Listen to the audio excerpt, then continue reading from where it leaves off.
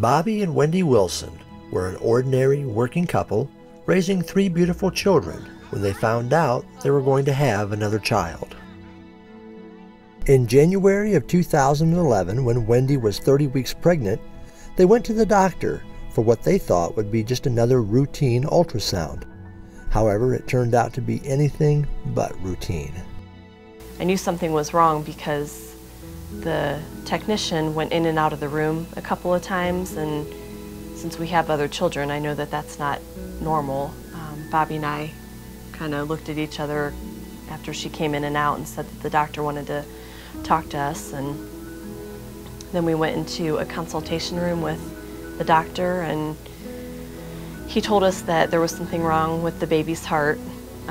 We didn't know at that time if it was a boy or a girl, and so he said that we needed to go have a follow-up with the pediatric cardiologist.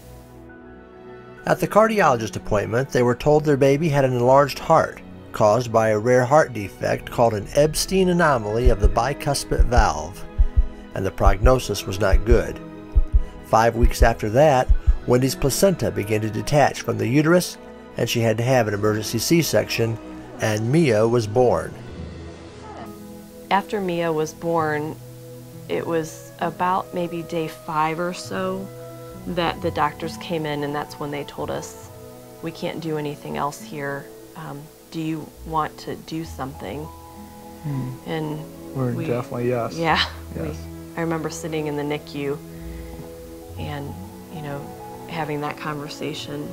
And so they said, if you need to go to Michigan, and we didn't know what was in Michigan. They explained that the best pediatric cardiology surgeons were in Michigan, so we said that's where we want to go then.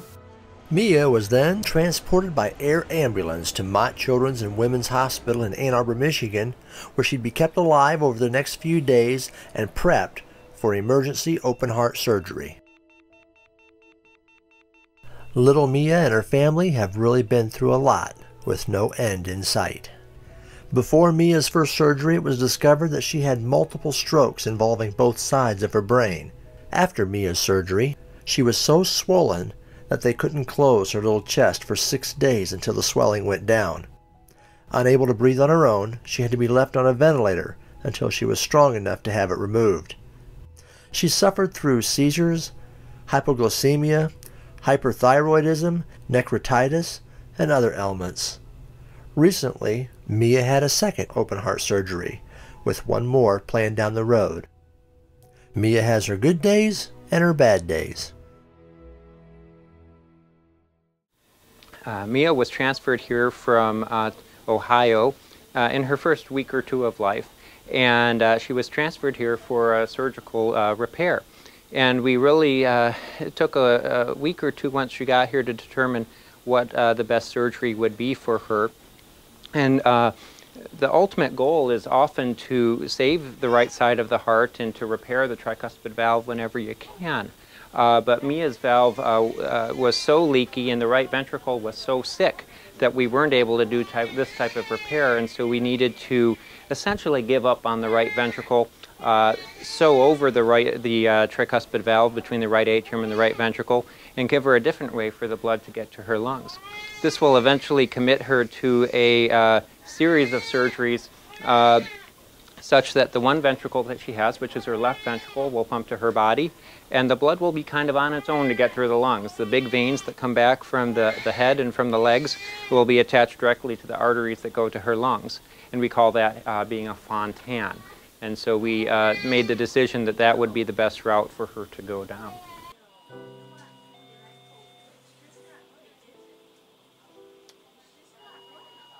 And so this started the Wilson family's long, emotional journey, a roller coaster ride of ups and downs as they sought the best care for their sick baby, while at the same time trying to maintain a house in Akron, Ohio. From the beginning, of course, we didn't know we were going to be here this long. We thought we brought a few days' clothes with us. I remember meeting with the surgeon and asking him, once we got to the point where we were talking about when we were going to do the surgery, what date, and we said, so how long do you think we're going to be here? And he said, oh, maybe 2 weeks in the ICU and 2 weeks out on the general floor. And we thought, oh my goodness, we're going to be here for a month. Yeah, yeah. Of course, now, you know, it's been 5.5 months. But we decided we wanted our family all with us. Yeah. And it's been very difficult trying to juggle both all the kids, you know, that are healthy and Mia, and going back and forth hospital to the house. And just trying to meet their needs. While trying to be there for Mia and talk to the doctors and about how to handle her care on a daily basis as well. But in the meantime, making sure that the other girls are taken care of. It's kind of unfortunate that we've been here this long, although I'm grateful because that means that she's still here. But these kids come in and out with all these complications, and you know, we've had many of our friends have left empty-handed, and it's something you think about every day. But today she's really good.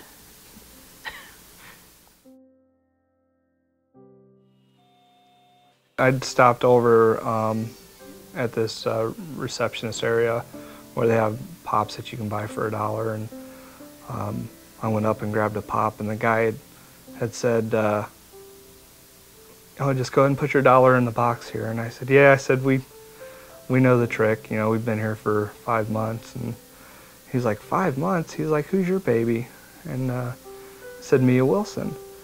And there was a lady, a nurse that was back by. I'd never seen her before in my life. And she goes, Mia, oh, she's the miracle baby. And she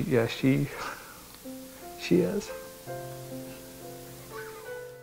This situation with Mia has affected me in a lot of ways. I found that I've grown a lot closer to my family than I originally was, especially to the girls. At first I'd play around with them, but now watching them and playing with them is kind of part of my life now. My faith has grown a lot stronger. I trust in God more, knowing that He's keeping my little sister alive right now. I would describe my parents as very strong in faith. They're inspirational to me. That's as good as I can get. Since arriving in Ann Arbor, Michigan, the Wilson family has been staying at the Ronald McDonald House, which is across the street from the hospital. The Ronald McDonald House provides support services and a home away from home for the families of critically ill or injured children for a small fee of $10 a day. Without the help of the Ronald McDonald House, many families with sick children would not be able to afford the long stays that are sometimes required when you have a sick child. However, with mounting medical bills and the challenges of maintaining a family in one state and a home in another, even $10 a day can be hard to come up with. Welcome. This is our home. It has been since February of this year, and it is the largest room in Ronald McDonald House, but it is still small for 5 people all to be together. But it works, and we're very grateful to have it.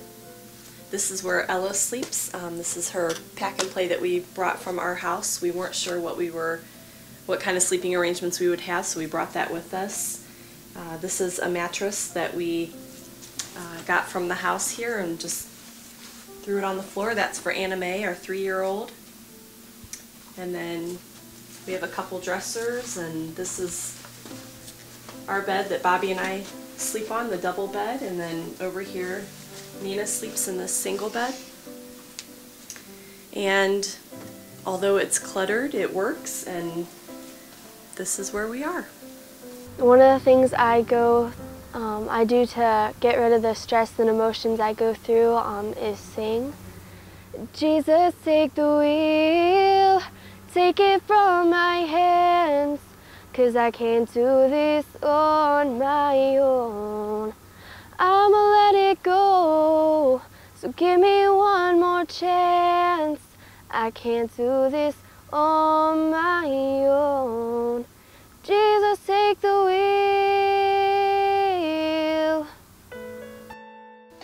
The Wilson family has been a part of our congregation since 2004, and right off the bat they became very involved and active in the life and ministry of the church.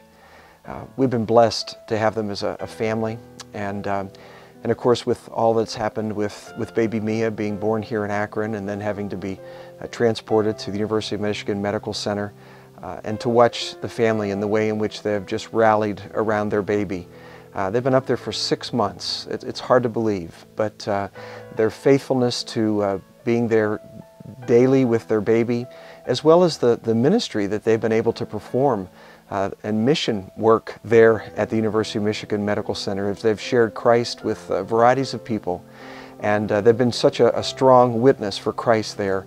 And it's been great to watch our congregation come alongside them in a variety of ways, not only going back and forth to be there physically, to be there with the children to help them, to also be there on the days of surgery, to financially support them, and now through being able to work with this video to come alongside them. So we've been blessed, and we're just amazed at how God is using this situation and using the Wilsons even through this difficult time. Bobby and Wendy Wilson are not the type of people to just ask for help. Before this situation happened, they were living debt-free, except for the mortgage on their house. Now, that's all changed.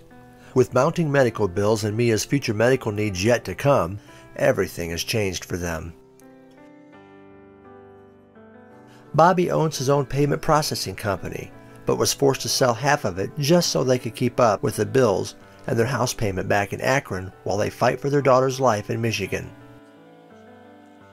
Wendy is a compliance officer for a healthcare company, but was recently forced to resign to care for Mia's needs in Michigan and the needs of their other children that are with them. As their friends, we can see the needs that they have, and asked if we could help by setting up this website and doing this video to bring attention to their situation.